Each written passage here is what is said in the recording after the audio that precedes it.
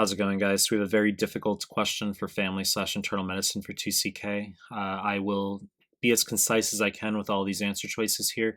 It's a stupid fucking question. It's not my opinion. It shows up on the new family medicine form, okay? Although I think this should be on the IM form.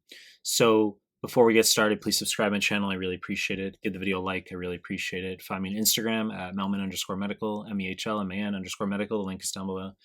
Find me on Telegram. Recently created a Telegram group and channel. Links are down below. Now I'll start the clip. 5-year-old boy, one-day history of increasingly severe right lower abdo pain. Vitals are within normal limits. He has not had diarrhea or vomiting. Abdominal exam shows tenderness palpation of the right lower quadrant. There is no guarding, rebound, or masses. Laboratory studies show hemoglobin low at 9 grams per deciliter, should be 13 to 17.5 in males and non-menstruating women, 12 to 17.5 in menstruating women. MCV is low at 70, should be 80 to 100. Leukocytes normal at 9,000, should be 4 to 11,000.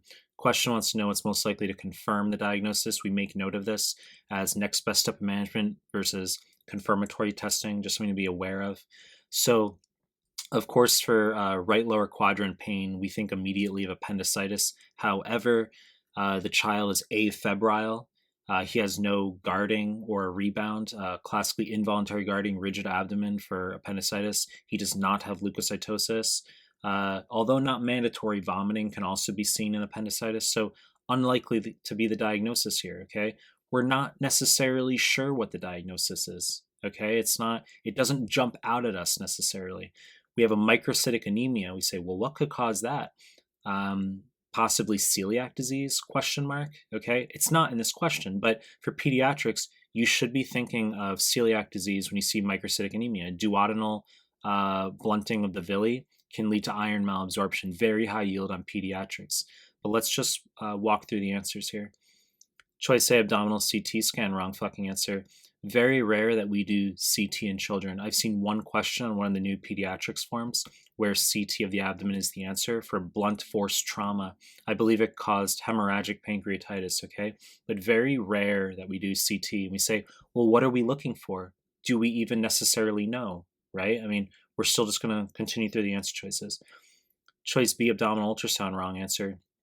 In pediatrics, we would do this for neonates, for pyloric stenosis, forceful vomiting, non-bilious vomiting after feeds, for suspected Wilms tumor if we had a painless flank mass, obviously for adults, cholelithiasis, but not the answer. And we're just going to keep walking through the answer choices.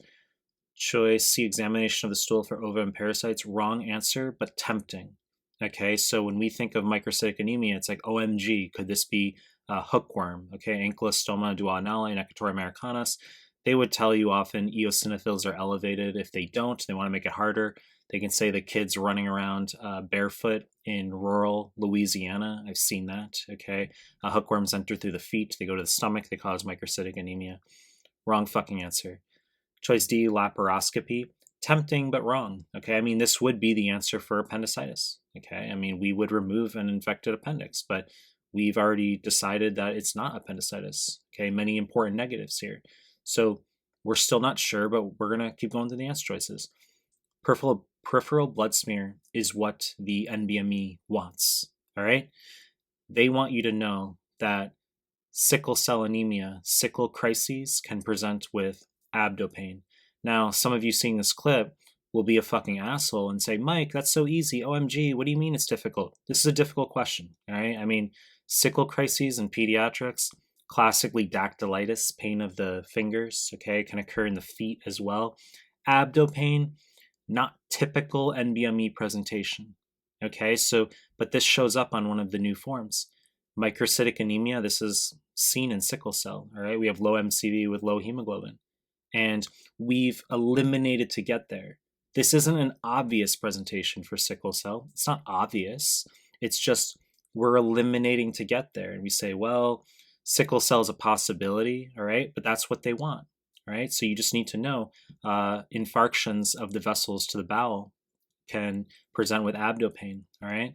Now, voiding cystourethrogram, wrong answer, but high yield for peds for posterior urethral valves, okay? If they give you a neonatal male who hasn't urinated, or they give you an infant male who's had recurrent UTIs, because there can be varying severity of the posterior urethral valves.